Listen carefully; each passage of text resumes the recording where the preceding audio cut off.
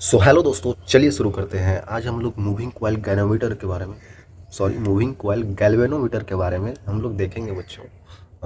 ये topic last है हमारे इस चैप्टर का, जो हम पढ़ रहे थे मूविंग चार्जेस एंड मैग्नेटिज्म, या फिर मैग्नेटिक इफेक्ट ऑफ करंट भी बोला जा सकता है इस चैप्टर को। तो इस पे बच्चों ये मूविंग कॉइल गैल्वेनोमीटर क्या होता है।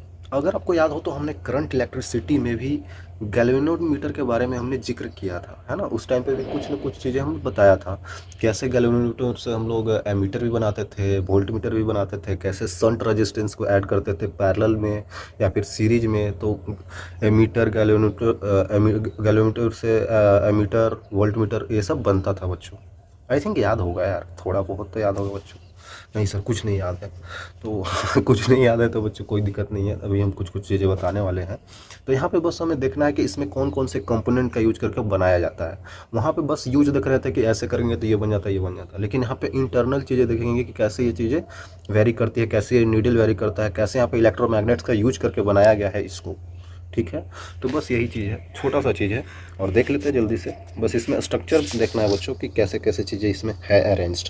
ठीक है, तो देखिए क्या बोला जा रहा है। पहला चीज़ मूविंग कॉइल गैल्वेनोमीटर है। तो होता क्या है गैल्वेनोमीटर, एक जरा सा मैं आपको बता देना चाहता हूँ, और आई थिंक आपको पता भी होगा बच्चों, है ना। होता क्या है गैल्वेनोमीटर बच्चों, इट इज़ एन इंस्ट्रूमेंट। ये तो इंस्ट्रूमेंट है, इट इज़ एन इंस्ट्रूमेंट, है ना। ये एक इंस्ट्रूमेंट होता है बच्चों which measure small values of current.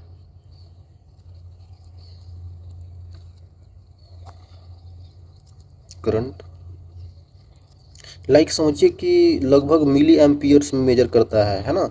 Milli amperes में मेजर करता है, जो कि छोटे छोटे करंट्स के वैल्यू होते हैं, विच measures the small values of current and so reading.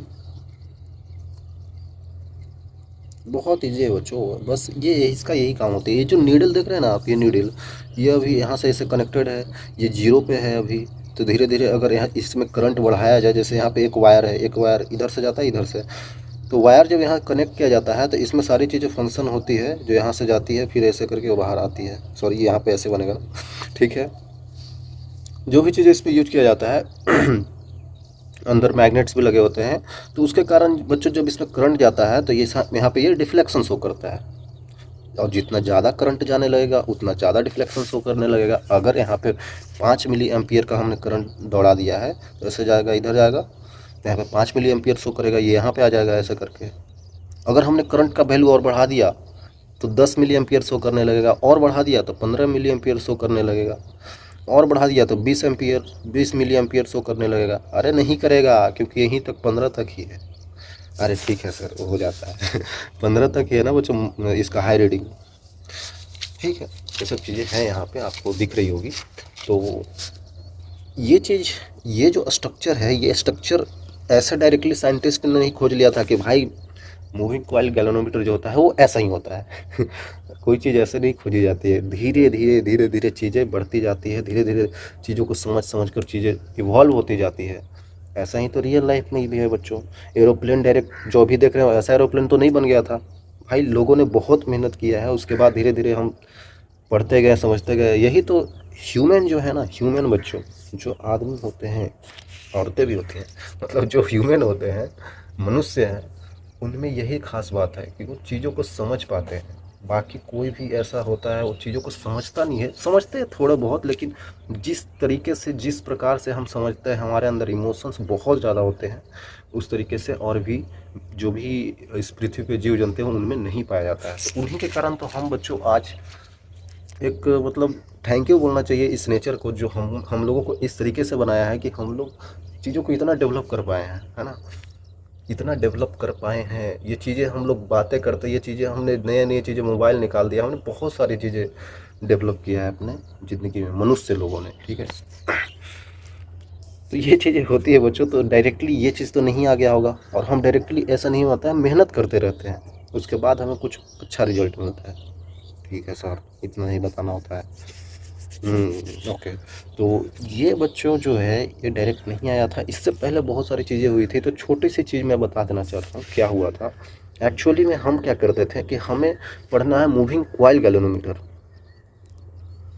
Moving coil galvanometer, ठीक है। तो मूविंग कॉइल गैल्वेनोमीटर में तो कॉइल आएगा ही, तो एक कॉइल बना लेते हैं भाई। कॉइल कुछ इस टाइप से होता है बच्चों। होता क्या है, मतलब मैं बना रहा हूँ इस टाइप से, होता तो बहुत तरीके से है। मान लेते हैं एक इस टाइप से हमने कॉइल बना दिया, ठीक है। इसी कॉइल पे बच्चों ऐसा करके फिर और भी इस पे लूप्स है ना, इस टाइप से है।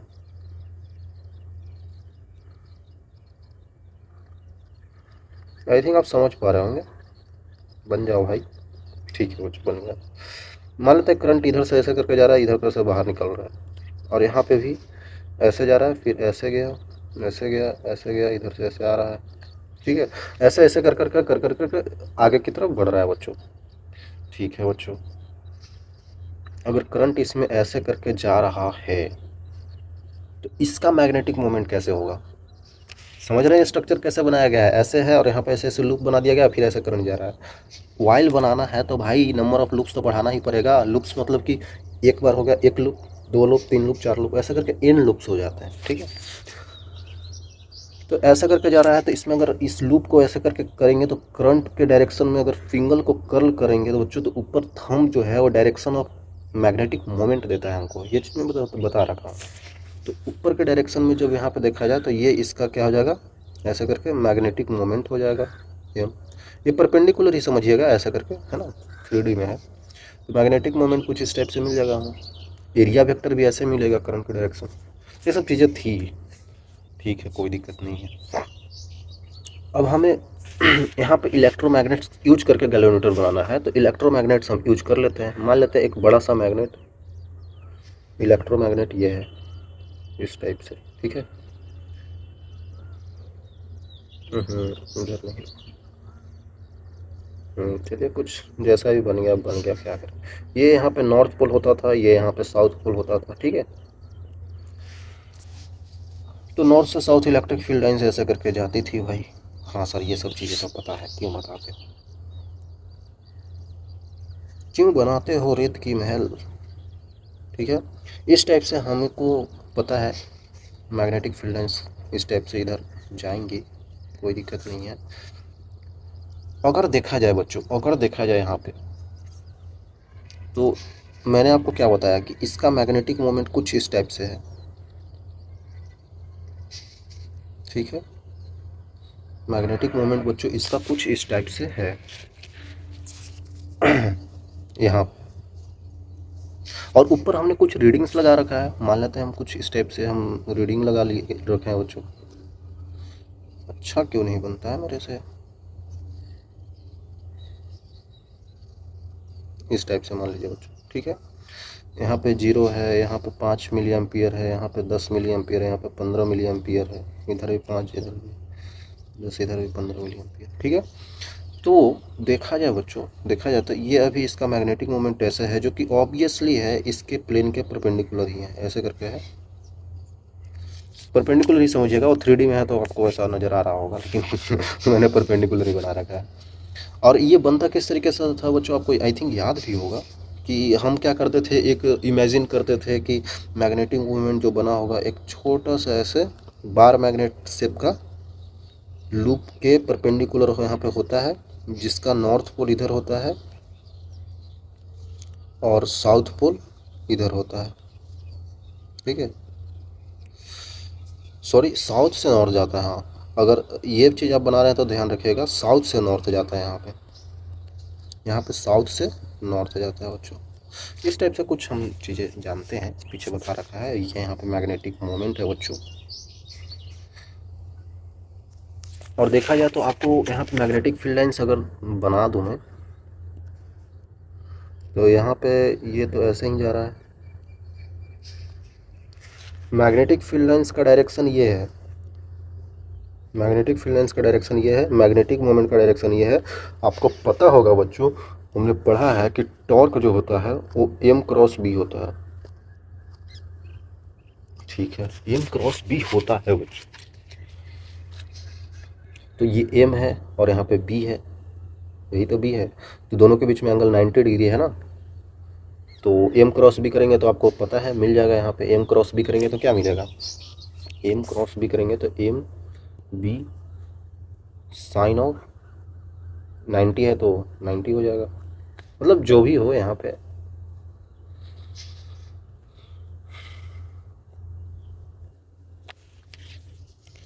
लेकिन यहाँ पे ठीक है ऐसे जा रहा है तो यहाँ पे 90 डिग्री बन रहा है, तो ये क्या होगा, एम क्रॉस भी करेंगे तो इस डायरेक्शन में क्लॉकवाइज घूमेगा बच्चों। ये जो लूप है, ये लूप जो इस तरीके से बनाया गया, इसका मैग्नेटिक मोमेंट ऐसे है, तो ये घूमने का कोशिश करेगा इस डायरेक्शन में। अगर मैं दिखाना चाहूँ तो मैं इस तरीके से दिखा सकता हूँ बच्चों कि कैसे घूम जाएगा। ठीक है, ये कुछ इस तरीके से घूम जाएगा, आई थिंक आप समझ पाएंगे। ये कुछ इस तरीके से घूम जाएगा कि नहीं, बताइए आप ही। मान लेते हैं इस तरीके से ऐसे घूम गया, इसको तो सही तरीके से बना लूँ।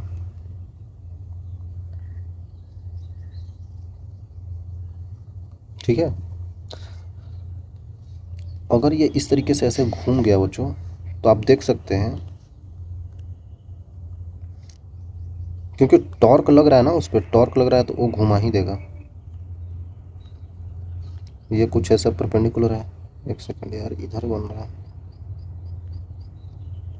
मैं फिगर अच्छे से बना नहीं पा रहा हूँ बच्चों। मान लीजिए इधर ये फाई एंगल ऐसे मूव कर गया है बच्चों, ये फाई एंगल ऐसे टॉर्क लग रहा था ना इस पे, तो टॉर्क लग रहा है तो ये इस डायरेक्शन में घूम जाएगा, ये लूप इस डायरेक्शन में घूम सकता है।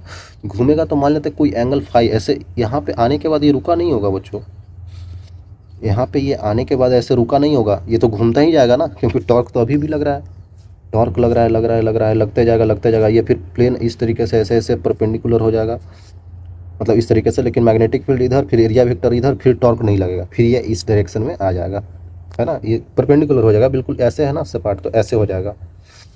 ठीक है भाई, तो भाई ऐसे हो जाएगा, तो ये थोड़ी हमें बनाना था, हमें तो बनाना था बच्चों मूविंग कॉइल गैल्वेनोमीटर, मतलब ये जो डिफ्लेक्शन आ रहा है, इधर आए, उसके बाद फिर अपने आप जीरो पे भी तो जाए पता चले ये इधर आया और इधर ही रह गया, तो ये थोड़ी मूविंग कॉइल गैल्वेनोमीटर हमने बना दिया, तो कुछ और बन गया।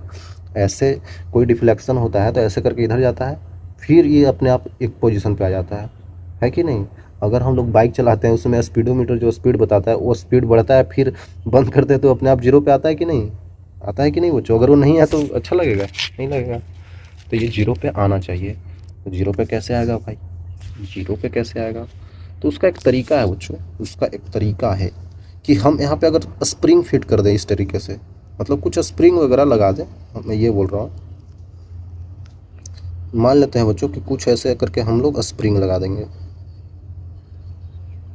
ये कुछ स्प्रिंग है इस कॉइल में, इधर भी और इधर भी। ठीक है, इस तरीके से हम स्प्रिंग लगा देंगे। अगर इस चीज़ में, इस लूप में हमने एक स्प्रिंग लगा दिया है, तो स्प्रिंग जब ऐसे ऐसे, जब ये लूप घूमेगा बच्चों, जब लूप ये फाई डिफ्लेक्शन शो करेगा इस डायरेक्शन में, तो लूप के घूमने की वजह से स्प्रिंग में एनर्जी स्टोर होगा। हाँ सर, ये सब चीज़ें तो पढ़ा है। अगर स्प्रिंग कोई है बच्चों, अगर उसको आप ऑब्जेक्ट लगा के ऐसे घुमा रहे हैं तो स्प्रिंग क्या चाहेगा, ये फिर ऐसे ला दे। स्प्रिंग का यही तो नेचर होता है। आखिरकार अगर कोई भी, मान लेते हैं इस टाइप से अगर सीलिंग है और यहाँ पे आपको झूला दे दिया है,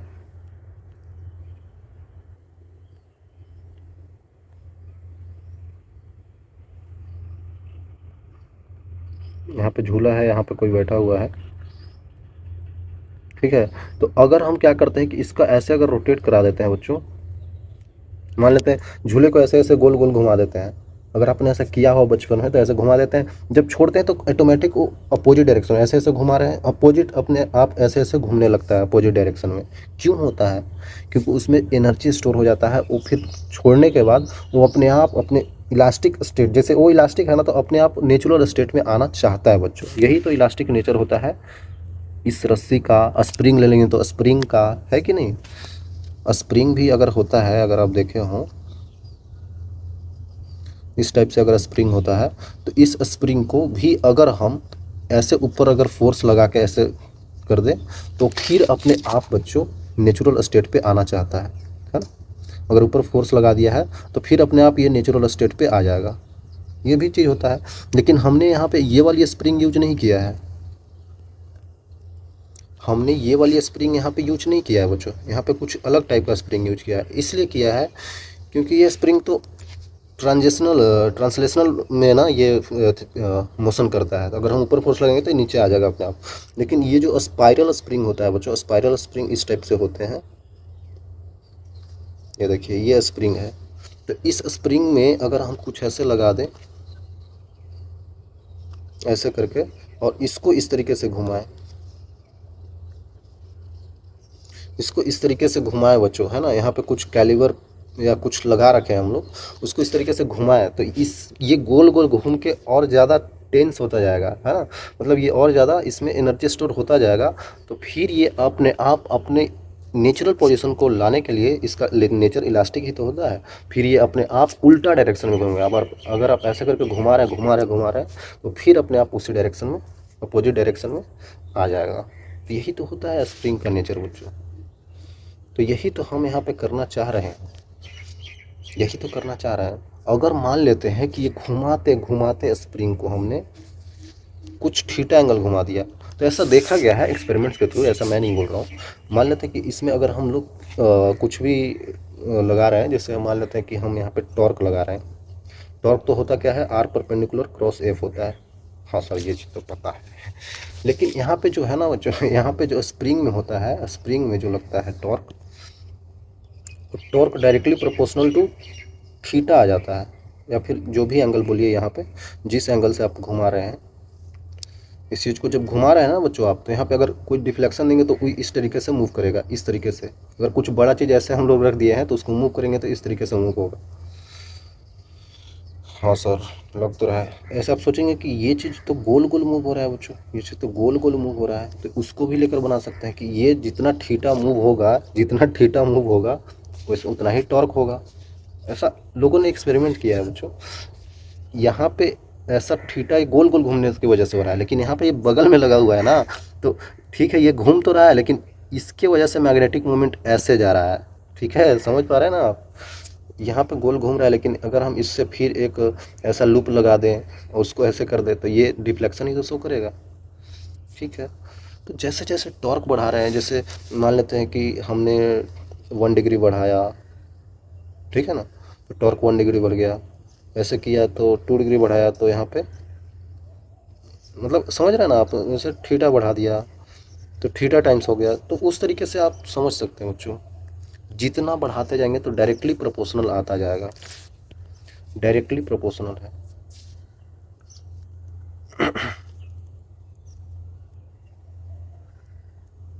डायरेक्टली प्रोपोर्शनल है।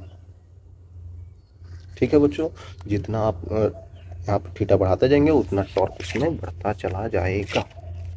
तो टाउ जो होता है डायरेक्टली प्रोपोर्शनल टू थीटा होता है, तो टाउ का वैल्यू हम लोग कोई constant C times of theta बोल सकते हैं। हाँ सर बोल सकते हैं, कोई भी कांस्टेंट सी ला दिए। सी क्या है बच्चों, इसको स्प्रिंग कांस्टेंट तो नहीं, टॉरिशनल बोल दीजिए। टॉरिशनल तो कुछ से और चीज़ को बोलते हैं, लेकिन चलिए ठीक है जो है टॉरिशनल बोल देते हैं, कोई दिक्कत नहीं होना चाहिए। इस तरीके से होता है बच्चों, इस तरीके से हम एक्सपेरिमेंट करते हैं तो आता है। बात ये है, हमारे पास बात ये है कि अगर ये डिफ्लेक्शन ऐसे शो कर रहा है ना, तो जितना इसमें जो करंट फ्लो कर रहा है ना, अगर आई कर रहे हैं तो यहाँ पे डिफ्लेक्शन मानते हैं 5 मिली एम्पियर का हुआ। अगर 2 टाइम्स ऑफ आई कर देते हैं तो डिफ्लेक्शन 10 मिली एम्पियर का हो जाता है। अगर 3 टाइम्स ऑफ आई कर देते हैं तो डिफ्लेक्शन 15 मिली एम्पियर का हो जाता है। इस तरीके से देखा गया। अगर इस तरीके से देखा गया बच्चों, अगर ऐसा हो रहा था जनरली, तो हम नहीं बोल सकते हैं कि जैसे जैसे आई फ्लो हो रहा है वैसे वैसे यहाँ पे फाई बढ़ रहा है। डिफ्लेक्शन एंगल, फाई को डिफ्लेक्शन एंगल बोल देते हैं। जैसे जैसे करंट बढ़ रहा है वैसे वैसे फाई बढ़ रहा है। ये चीज़ हमें पता था। ठीक है, हम कहाँ थे, हम तो यहाँ पे थे। Torque equal to M into M cross B था। तो हम मान लेते हैं कि जब यहाँ पे टॉर्क लगा है तो टॉर्क किसी एंगल फाई पे इसको मूव करा दिया है, लेकिन हम तो बोल रहे थे मूव करते करते कहीं तक ले जाएगा। लेकिन अगर हमने स्प्रिंग लगा दिया है तो ज़्यादा आगे तक मूव नहीं कर पाएगा। हो सकता है ये जाकर ऐसे फाई एंगल करके यहाँ पे रुक गया, फाई एंगल ऐसे मूव करके रुक गया बच्चों, क्योंकि ये भी तो ऐसे ऐसे घूम रहा है, इसमें भी तो एनर्जी स्टोर हो रही है। ये भी कितना घूमेगा, एक लिमिट तक घूमेगा, उसके बाद ये अपने आप जीरो पे ला देगा। स्प्रिंग ऐसे लाना चाहता है और मैग्नेटिक फील्ड के कारण टॉर्क ऐसे आ रहा है। स्प्रिंग के कारण टॉर्क ऐसे आ रहा है क्योंकि अगर जितना करंट फ्लो हो रहा है उसके कारण यहाँ पे जो डिफ्लेक्शन शो कर दिया, उसके बाद तो ये अपने नेचुरल पोजीशन पे आएगा, तो टॉर्क ऐसे लगेगा। लेकिन मैग्नेटिक फील्ड की वजह से टॉर्क तो ऐसे लगा था, तो एक ऐसे, तो दोनों टॉर्क बैलेंस हो जाएंगे। जहाँ पे रुकेगा, जो रीडिंग देगा, मान लेते रीडिंग 5 मिली एम्पियर का आया था, वहाँ पे तो रुक जाएगा ना, ये नीडल रुक जाएगा ना। इसका मतलब टॉर्क इधर जो लग रहा है और टॉर्क इधर जो लग रहा है वो बराबर हो गया। तो यहाँ पे देख सकते हैं आप बच्चों, torque due to magnetic field जो होगा वो हो जाएगा M B sine of phi. क्योंकि देख सकते हैं मैग्नेटिक फील्ड और क्या लिख रहा हूँ मैं, ये मैग्नेटिक फील्ड है और ये मैग्नेटिक मोमेंट है, तो एम क्रॉस बी में साइन और इन दोनों के बीच का एंगल होता है। तो इन दोनों के बीच का एंगल मैंने माना नहीं है, मान लेते हैं यहाँ पे इस तरीके, इस कलर से मान लेते हैं कि ये मैग्नेटिक फील्ड जो है इनके और मैग्नेटिक मोमेंट के बीच का एंगल, ये वाली एंगल थीटा है, ठीक है। तो यहाँ पे फाई नहीं थीटा होगा, ये चीज़ ध्यान देना है, क्योंकि एम और बी के बीच का एंगल देखना है। हम एम और बी के बीच का एंगल नहीं ले रहे थे, ये फाई अलग ही एंगल है, तो ये एंगल थीटा मान लिए, ये एम है और ऐसे है, ठीक है।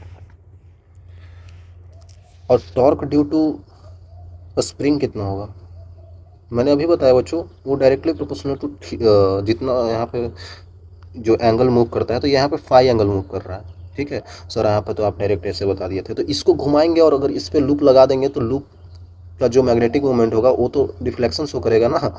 इसको घुमा रहे हैं लेकिन ये डिफ्लेक्शन शो करेगा, मतलब ये एंगल जो फाई मूव करेगा वो यही है, जो थीटा है वो यही है, ठीक है। तो यहाँ पे एंगल कितना फाई है, यहाँ पे थीटा नहीं, यहाँ पे फाई है, ये डिफ्लेक्शन फाई का शो कर रहा है। तो यहाँ पे सी टाइम्स ऑफ फाई नहीं लिख सकते हैं, ठीक है। अब क्या करें बच्चों, एट इक्विलिब्रियम स्टेट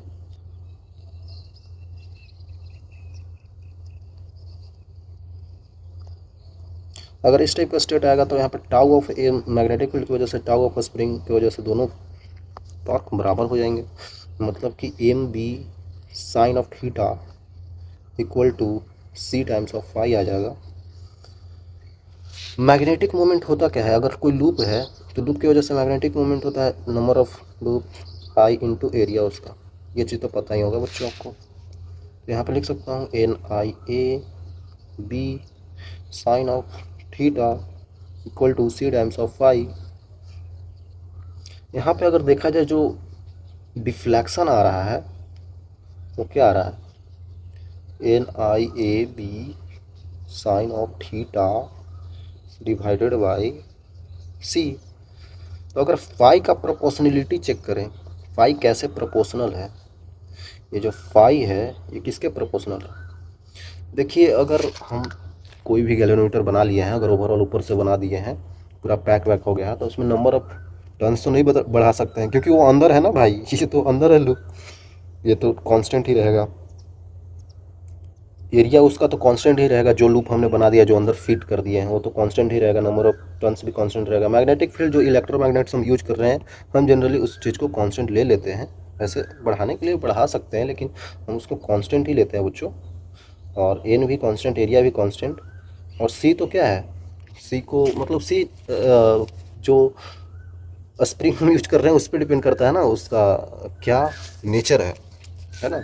जो हम यूज कर रहे हैं, जो जैसे क्वाड फाइबर यूज करते हैं जनरली हम लोग, तो उसका यूज करते हैं, तो उसके नेचर ऑफ मटेरियल पे डिपेंड कर रहा है। तो magnetic field B A N सब कांस्टेंट है, आई वेरिएबल है, क्योंकि करंट हम ज़्यादा भी डाल सकते हैं, तभी तो रीडिंग बताएगा, जितना करंट जाएगा उतना रीडिंग बताएगा। और साइन ऑफ थीटा भी वेरिएबल है, साइन ऑफ थीटा भी वेरिएबल है, क्योंकि जैसे जैसे डिफ्लेक्शन बढ़ता जाएगा करंट के कारण, माने तो 10 आ गया तो 5 बढ़ गया तो थीटा तो घट जाएगा ना, थीटा कम हो जाएगा, 15 पे आ गया तो थीटा और कम हो जाएगा। हाँ सर, थीटा भी वेरिएबल है, करंट भी वेरिएबल है, आई थिंक क्लियर होगा। तो यहाँ पे फाई जो है आई और साइन ऑफ थीटा के डायरेक्टली प्रोपोर्शनल आ रहा है। सर लेकिन गलत हो गया ना, क्योंकि फाई तो डायरेक्टली प्रोपोर्शनल आई क्या आ रहा था, फाई जो है वो डायरेक्टली प्रोपोर्शनल तो आई क्या आ रहा था। ये साइन ऑफ थीटा बीच में गड़बड़ कर रहा है। तो साइन ऑफ थीटा गड़बड़ कर रहा है, कर ही रहा है। तो यही तो दिक्कत हो रहा था साइंटिस्टों को, यही तो बोल रहा हूँ कि डायरेक्ट नहीं आ जाता कोई चीज़, उसको देखना पड़ता है शुरू से। तो ये चीज़ दिक्कत आ रहा था, साइन ऑफ थीटा को तो हटाना पड़ेगा। अगर किसी भी तरीके से साइन ऑफ थीटा कांस्टेंट हो जाए तो दिक्कत ख़त्म हो जाएगा, क्योंकि ये सब कांस्टेंट था, बस करंट वेरिएबल कर रहा था, तो फिर ये प्रोपोर्शनलिटी आ जाएगा। तो इसको कांस्टेंट करना होगा।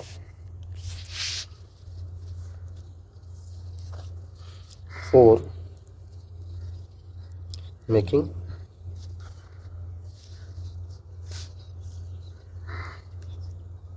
galvanometer we have to make constant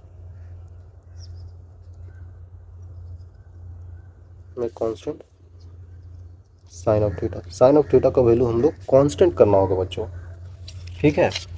तो ऐसे कैसे हो सकता है सर, यहाँ पे तो अगर जैसे भी करंट बढ़ाएंगे वैसे ही डिफ्लेक्शन बढ़ जाएगा, इधर आ जाएगा, तो थीटा तो वेरिएबल है, कोई भी हालत में वेरिएबल ही है।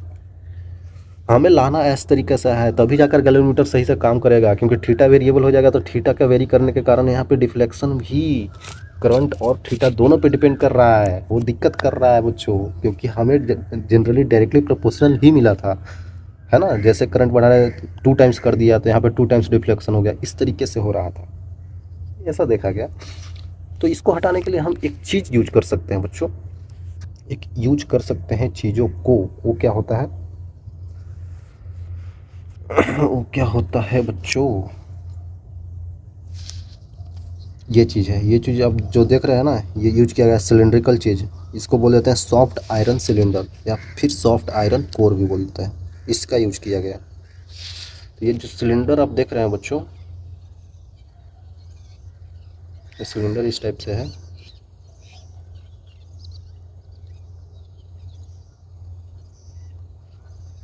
ये होता है soft iron core material. Soft iron core material का बना होता है, जो कि हाईली फेरोमैग्नेटिक मटेरियल होता है।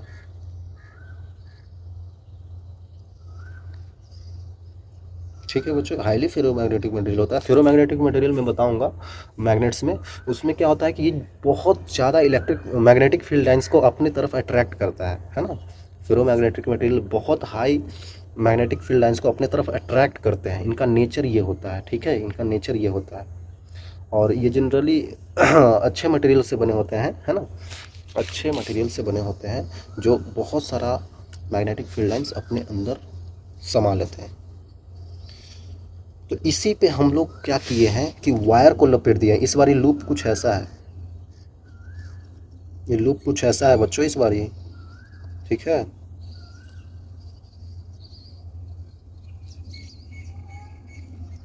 समझ रहे हैं, लूप कुछ ऐसा है, हम लोग सिलेंडर पे ही लपेट दिए हैं।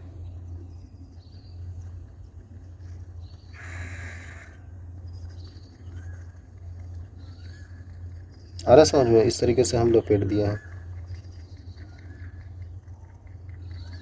इस तरीके से गोल गोल हम लोग लपेट दिए हैं। मान लेते हैं करंट का डायरेक्शन कुछ इस तरीके से होगा, इस तरीके से गोल गोल लपेटा हुआ है, इधर बस दिख रहा है, ऐसा करके उधर भी गया होगा, ऐसा करके लपेटा हुआ है। अब हम लोग इसका यूज कर दिए हैं। पीछे क्या था कि ये मटेरियल यूज नहीं हुआ था, बस ऐसे ही करंट का हम लोग लूप बना लिए थे। और बच्चों एक चीज़ और, ये जो करंट का लूप बनाता है, ये वायर ऐसे बिना ऊपर का कवर से नहीं होता है ना, मतलब कवर होना चाहिए मेरा कहने का मतलब ये है कि बिना कवर का यूज नहीं करते हैं, क्योंकि वो सट वट जाएगा। देख रहे कितना पास पास है, सट जाएगा तो वो अपने में ही करंट फ्लो करना है, वो अपने में ही रह जाएगा, है ना। तो ऐसा नहीं, हमको कवर के साथ यूज करना है। वो आता है मटेरियल जो ऊपर से कवर्ड होते हैं, तो ऐसा वायर्स का यूज करना होता है, तब लूप्स बनाते हैं, नहीं तो सट जाएगा तो सारा करंट उसी में शॉर्ट सर्किट हो जाएगा, ठीक है।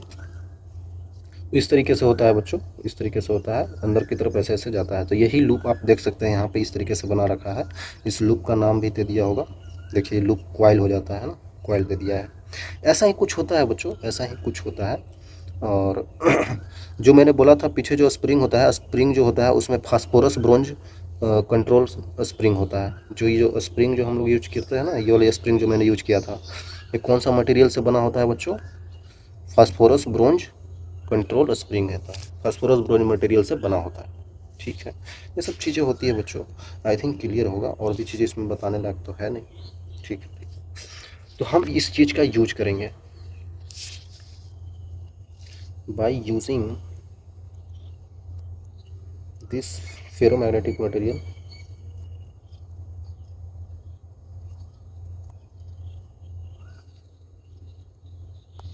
we can resolve our problem।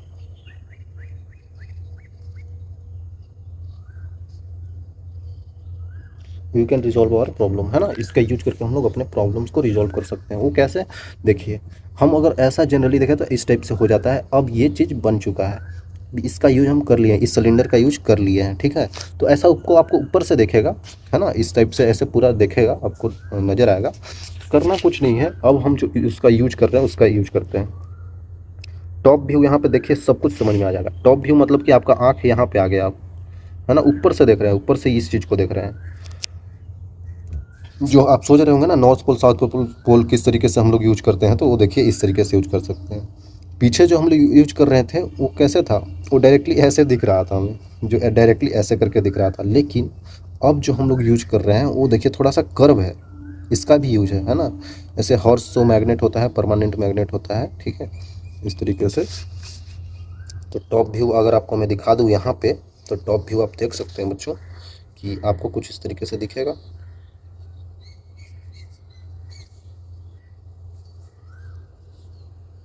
है ना, कुछ इस तरीके से आपको दिखेगा।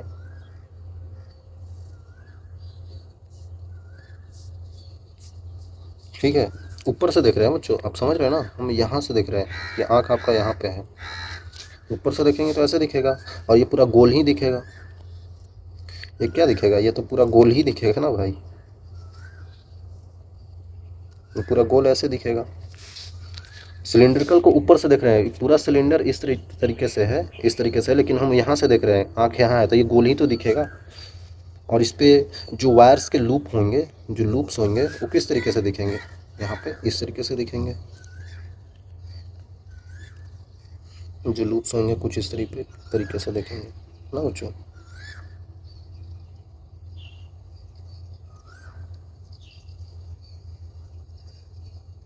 है ना, कुछ इस तरीके से देखेंगे, करंट कुछ इस तरीके से ऐसे करके फ्लो हो रहा होगा। ओके, कोई दिक्कत नहीं है। ये थोड़ा सा कर्व बनाने का कारण, हम ऐसे ही बना सकते थे, लेकिन एक कर्व बनाने का ये कारण है कि यहाँ से परपेंडिकुलर मैग्नेटिक फील्ड लाइंस जो ऐसे पेनिट्रेट करेंगे इस पे, इस तरीके से, है ना बच्चों। अरे भाई क्या कर दिया? ऐसे नहीं करना है दोस्त। देखिए इस तरीके से ये परपेंडिकुलरली हिट करेंगे ऐसे। ओहो, क्या कर रहा हूँ मैं? ऐसे बच्चों, परपेंडिकुलरली। ठीक है,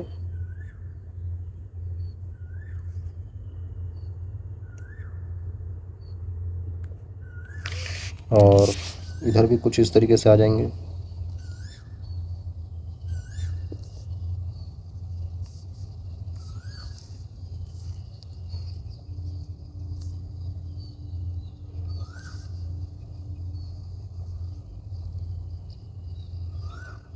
आई थिंक आपको समझ में आ रहा होगा।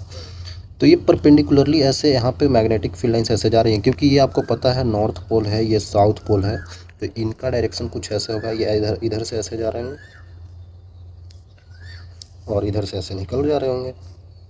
फेरोमैग्नेटिक मटेरियल यहाँ पे यूज इसलिए किया गया है क्योंकि जो डायरेक्टली मैग्नेटिक फील्ड लाइंस ऐसे ऐसे जा रही थी ना, वो इनको खींच लेगा, अपने ओर खींच लेगा। ये मैग्नेटिक फील्ड को अट्रैक्ट कर लेता है, उसके बाद यहाँ से अपना ये छोड़ देता है।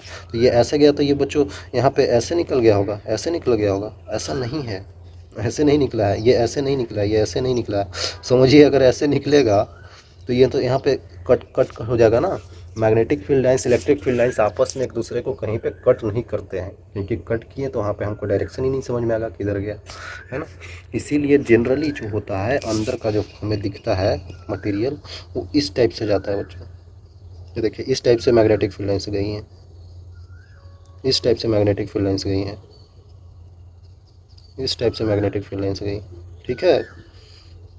ऐसे जाते हैं, ये ऐसे जाता है। ओके, रियल में ये चीज़ होता है अंदर फेरोमैग्नेटिक मटेरियल में ऐसे करके जाते हैं। तो देख सकते हैं ये जो कॉइल हम बनाए हैं, ये जो कॉइल ऐसे से लपेटा हुआ है, उससे सिर्फ एक ही मैग्नेटिक फील्ड लाइन से ये जा रही हैं, यही जा रही है बस। ये सब तो अलग है बच्चों, ये तो ऊपर है। अगर कोई हम मटेरियल बना रहे हैं कहीं पे इस टाइप का, तो हमको पता है अगर कहीं पे क्रॉस मैग्नेटिक फील्ड लाइंस है, इस टाइप से क्रॉस मैग्नेटिक फील्ड लाइंस है अंदर की तरफ है, बाहर भी होंगे, बाहर भी क्रॉस मैग्नेटिक फील्ड लाइंस होंगे, लेकिन इन बाहर मैग्नेटिक फील्ड लाइंस की वजह से इस पर कुछ फ़र्क नहीं पड़ेगा। जो इसके लिए बने हैं मैग्नेटिक फील्ड लाइंस, इसके सरफेस पे भी कुछ कुछ होंगे, है ना। तो हम जो लेते थे, मान लेते हैं कि ये लूप में करंट ऐसे करके फ्लो हो रहा है, तो आई इंटू डी एल क्रॉस भी करते थे तो फोर्स बाहर की तरफ लगता था, है ना। हम आपको ये सब चीज़ें बता रखे हैं, बाहर की तरफ फोर्स लगता था बच्चों, डी एल क्रॉस भी ठीक है। तो ये मटेरियल जो है, ये जो ऐसा लूप बनाए हैं, इस पे लगने वाला मैग्नेटिक फील्ड लाइंस यही सब तो होंगे, यही सब तो हैं। लेकिन ये बाहर वाले की वजह से कुछ नहीं हो रहा है भाई, ये जो बाहर है उनकी वजह से, मैग्नेटिक फील्ड की वजह से कुछ हो ही नहीं रहा है इस पे। ये हो रहा है जो इस पे अवेलेबल है और इसके अंदर अवेलेबल है, तो वही मैग्नेटिक फील्ड लाइंस यहाँ पे ये चीज़ ऐसे करके जा रही होगी। ये जो लूप अंदर तक गई है, ये लूप कुछ इस तरीके से अंदर तक गई है और मैग्नेटिक फील्ड लाइंस ऐसे करके जा रहे होंगे। जो मैग्नेटिक फील्ड लाइंस इधर से जा रहे हैं उससे क्या मतलब है, इससे क्या मतलब है, कोई मतलब नहीं है। तो उसी तरीके से इससे मतलब है। तो ये जो लूप ऐसे करके जा रही है, ऐसे करके घूम रही है गोल गोल, इसके कारण जो मैग्नेटिक मोमेंट आएगा वो ऊपर की तरफ आ जाएगा कि नहीं बच्चों। ये देखिए मैग्नेटिक मोमेंट ऐसे आ जाएगा, हाँ सर। और वही फिर से वही रीडिंग की बात है, तो रीडिंग कुछ इस तरीके से हो जाते हैं, है ना। रीडिंग कुछ 0, 5, 10, 15 कुछ इस टाइप से हो जाता है। तो मैग्नेटिक फील्ड लाइंस तो अभी भी कैसे जा रही है बच्चों, मैग्नेटिक फील्ड लाइंस तो यही है ना भाई तो मैग्नेटिक फील्ड लाइंस ये, और ये मैग्नेटिक मोमेंट है, दोनों के बीच का एंगल कितना है बच्चों, जल्दी बताइए। 90 डिग्री है, हाँ सर। इसका मतलब कि टॉर्क जो इस बारी लगेगा, टॉर्क जो इस बारी लगेगा मैग्नेटिक फील्ड की वजह से, वो एम क्रॉस बी तो होगा ही, लेकिन अब जो M B sine of theta हम लोग यूज कर सकते हैं, वो तो 90 डिग्री सर, वो तो शुरू में वहाँ भी 90 डिग्री आ रहा था। अगर ये रोटेट हो जाए तब क्या होगा, रोटेट करके दिखा देता हूँ मैं, रोटेट करके दिखा देता हूँ मैं, काहे टेंशन लेते हैं बच्चों आप लोग। अब हम रोटेट करके ही दिखाएंगे। मान लेते हैं कि ये ऐसे करके रोटेट हो ही गया, ऐसे करके रोटेट हो ही गया, तो कोई दिक्कत नहीं है ऐसा। देखिए ऐसे करके रोटेट हो ही गया, तो अब क्या होगा, कुछ ज़्यादा नहीं होगा। ये जो मैग्नेटिक फील्ड लाइन्स यहाँ पे जाएंगी, ये वाली मैग्नेटिक फील्ड लाइन्स यहाँ पे ऐसे करके कुछ ऐसे बना लेंगे, ये भी मैग्नेटिक फील्ड लाइन्स कुछ इधर आ जाएगी। आ रहा है समझ में आपको। अब ये मैग्नेटिक फील्ड लाइन्स ये जो है इसके परपेंडिकुलर बनेगा, ये फिर इधर चला जाएगा, फिर और भी मैग्नेटिक फील्ड लाइन्स इधर चली जाएंगी, कुछ इस टाइप से होगा यहाँ पे बच्चों, ठीक है। अब जो नया बनेगी मैग्नेटिक फील्ड लाइन्स, वो किस तरीके से बनेंगे बच्चों, इस तरीके से बनेंगे, इस तरीके से बनेंगे। मान लेते हैं कि और भी तो होंगे मैग्नेटिक फील्ड लाइन्स, वो इस तरीके से इधर मूव कर जाएंगे, इधर मूव कर जाएंगे, ये कुछ स्टेप से इधर मूव कर जाएंगी, ये कुछ स्टेप से इधर मूव कर जाएंगे, ये कुछ स्टेप से इधर आ जाएगा। लेकिन बस ये वाली मैग्नेटिक फील्ड लाइन जो है इसके परपेंडिकुलर रहेगा। अब पहले ये वाला था, लेकिन अब उसका ऐसे डायरेक्शन चेंज हो जाएगा, क्योंकि हमने इसको मूव करा दिया है, इसका मैग्नेटिक मोमेंट को फाई एंगल से डिफ्लेक्ट कर दिया है। अगर आपने ऐसा कर दिया है बच्चों, अगर आपने ऐसा फाई एंगल से डिफ्लेक्ट कर दिया है, तो उसके लिए यही मैग्नेटिक फील्ड लाइंस अवेलेबल हैं, जो कि इसके परपेंडिकुलर है और इसी प्लेन के लिए वो हैं। तो अब देखा जाए तो अभी भी 90 डिग्री है। अगर एम ये है, क्रॉस बी करेंगे तो बस ये मैग्नेटिक फील्ड आएगा। Now after theta angle rotation, sorry phi rotation, tau at phi rotation क्या हो जाएगा, एम क्रॉस बी फिर से होगा। तो एम क्रॉस बी करने के बाद क्या होगा, एम बी इन दोनों के बीच का एंगल। तो अब मैग्नेटिक फील्ड तो ये है और ये है, तो देख सकते हैं आप एम बी साइन ऑफ 90 हो जाएगा। तो ठीक है, तो फिर एम बी ही आ जाएगा।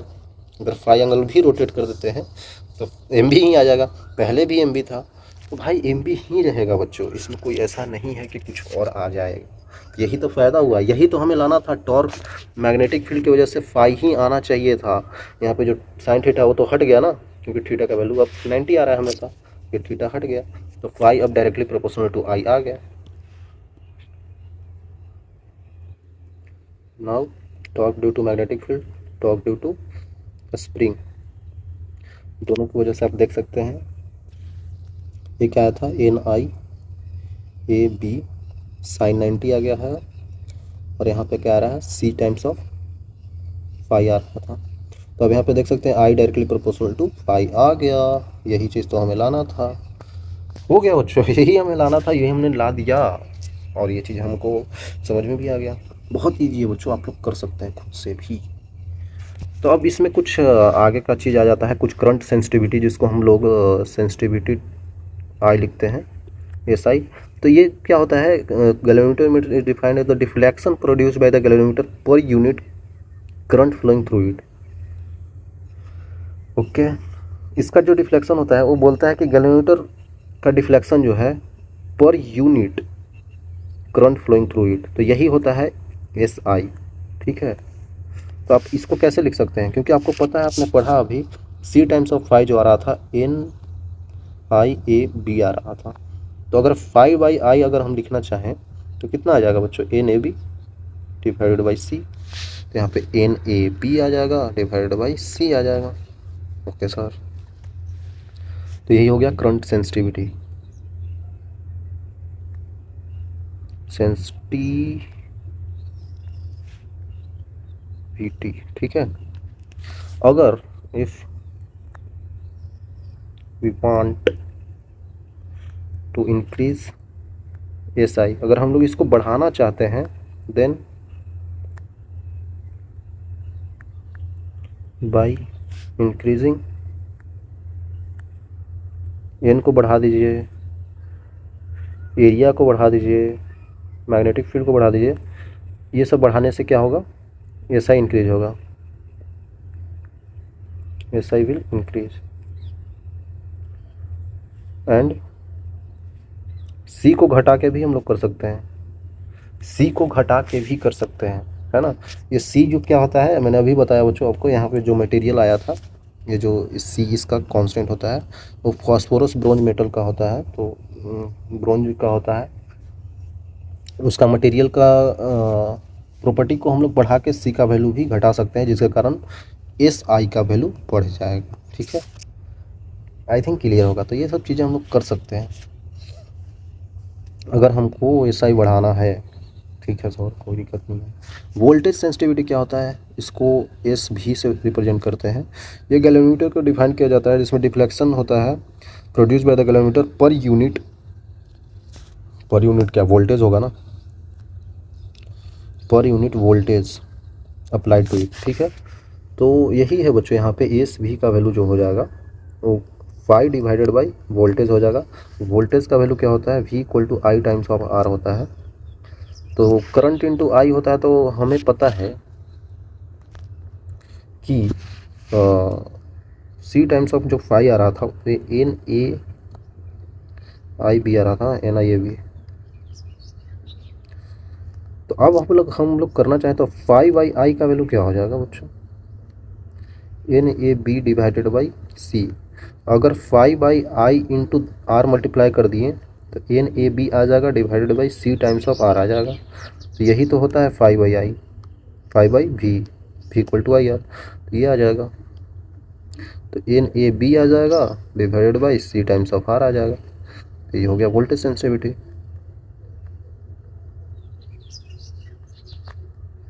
सेंसिटिविटी ठीक है बच्चों। अगर एस वी को अगर हमें बढ़ाना है तब हमें एन को भी बढ़ा के मिल सकता है, एरिया को भी बढ़ा के मिल सकता है, और मैग्नेटिक फील्ड कोई बढ़ा के मिल सकता है, या फिर सी को घटा के भी मिल सकता है। दैट्स नॉट, कोई दिक्कत नहीं है। और रेजिस्टेंस को भी कम किया जा सकता है क्या? रेजिस्टेंस को कम करके भी मिल सकता है, लेकिन एक केस ऐसा भी है जिसमें अगर हम लोग नंबर ऑफ टर्न्स बढ़ाएं तो भी हमारे को वोल्टेज सेंसिटिविटी बढ़ता हुआ नहीं दिखेगा। वो कुछ इस तरीके से है। By increasing n, by increasing n,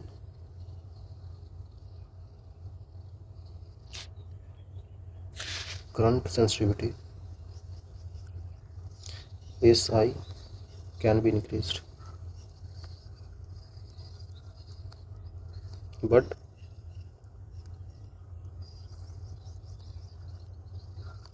SV can't increase, है ना, वो इंक्रीज नहीं हो सकता। वो कैसे बच्चों? देखिए, SI का जो फॉर्मूला है उसमें आता था NAB अपॉन C आता था, और SV का जो फॉर्मूला है उसमें आता है NAB divided by C into R आता है। तो आप देख सकते हैं, अगर नंबर ऑफ टर्न्स बढ़ा दिया, एक टर्न में ऐसे होता है, मतलब एक लूप जो ऐसे बनता है, दूसरा लूप में कुछ ऐसा बन जाता है, तो वो उसका डबल हो जाता है ना। तो ये वायर ही तो है, वायर ही तो लपेटा गया है, तो वायर का लेंथ अगर ऐसे है 2πr, उसको 2 टाइम्स 2πr कर दिए, 3 टाइम्स 2πr कर दिए, तो लेंथ बढ़ा दिए। और आपको पता है कि R equal to rho L by A होता है, तो जैसे ही आपने लेंथ को बढ़ाया तो रेजिस्टेंस भी बढ़ जाएगा, मतलब R directly proportional to L ही तो है। तो जैसे ही अगर हम लोग एन को बढ़ा देंगे यहाँ पे, तो एस आई तो इंक्रीज हो जाएगा, लेकिन अगर यहाँ पे एन को बढ़ा दिया तो उसी तरीके से रेजिस्टेंस बढ़ जाएगा, 2 टाइम्स तो 2 टाइम्स रेजिस्टेंस हो जाएगा, क्योंकि डायरेक्टली प्रोपोर्शनल दिख रहा है ना। उसी कारण दोनों बढ़ जाएगा, तो ये जितना बढ़ रहा है वही इतना बढ़ रहा है, तो चीज़ें तो अभी भी वही रहेगी, तो इसीलिए एस भी कॉन्स्टेंट हो जाता है, एस बी का वैल्यू कॉन्स्टेंट हो जाता है बच्चों, जबकि यहाँ पे एस आई बढ़ जाता है। ये छोटी सी बात थी जो मैंने आपको बता दिया। देखिए, छोटा सा सवाल, sensitivity of the moving coil galvanometer can be increased by. Moving coil galvanometer का जब सेंसिटिविटी देखा जाता है, वो कैसे हम लोग बढ़ा सकते हैं? तो अगर करंट सेंसिटिविटी की बात करें तो NAB आ रहा था ना, NAB अपॉन C आ रहा था, तो हम अगर नंबर ऑफ टर्न्स को बढ़ा दें तो हो सकता है। डिक्रीजिंग द एरिया, नहीं भाई, एरिया तो इंक्रीज करना पड़ेगा ना। Increasing the current in the coil, current in the coil को हम लोग बढ़ा के क्या कर सकते हैं? इसके से तो कुछ होगा ही नहीं। करंट इन द कॉइल बढ़ाएंगे तो उसका रीडिंग ही तो बढ़ेगा, है ना, उसका रीडिंग ही तो बढ़ेगा बच्चों, पाई बाई आई तो नहीं बढ़ सकता।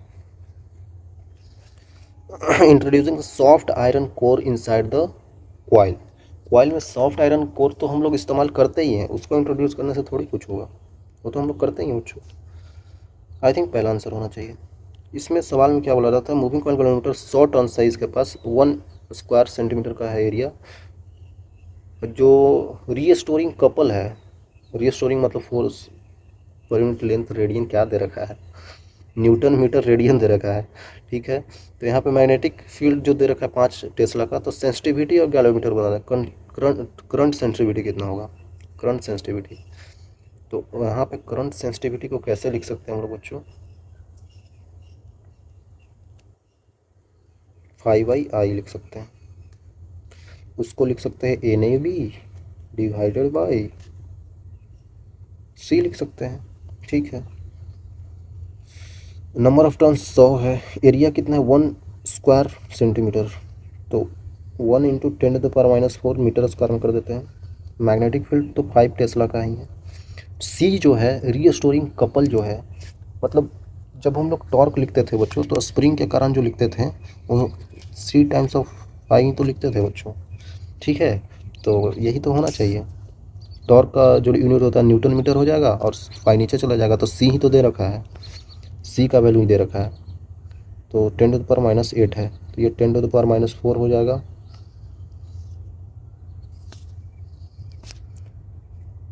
आई थिंक आप समझ रहे होंगे, 10⁻⁴, यहाँ पे 100, यहाँ पे 4, ऐसा ही क्या आ जाएगा हमारे पास, ऐसा ही देख लीजिए, 5 इंटू 10⁻⁶ आ जाएगा यार, आंसर आप मैच कर सकते हैं बच्चों। आंसर जो हमारे पास है 5 × 10⁶ जो है रेडियन हो जाएगा, पर एम्पियर हो जाएगा। तो इस तरीके का ऑप्शन कहाँ पे आपको दिख रहा है? इसको इस तरीके से भी लिख सकते हैं, 5 रेडियन पर 10⁻⁻⁶ नीचे ही रहने देते हैं एम्पियर। तो इस तरीके से ये भी तो है माइक्रो एम्पियर में, तो ये आंसर हो गया है ना बच्चों। ऐसे कर सकते हैं आप लोग, ये आसानी था। आई थिंक क्लियर होगा बच्चों आपको। ये आपके एग्ज़ाम में सवाल नहीं आ रखा है बट फिर भी ठीक है। यही है बच्चों, यहाँ तक ही हमें देखना था। अब इसके आगे हम लोग सवाल करेंगे अच्छे अच्छे, आगे देखते हैं। तो यहाँ तक आने के लिए बच्चों, तब तक के लिए okay, bye bye with thank you, bye bye बच्चों।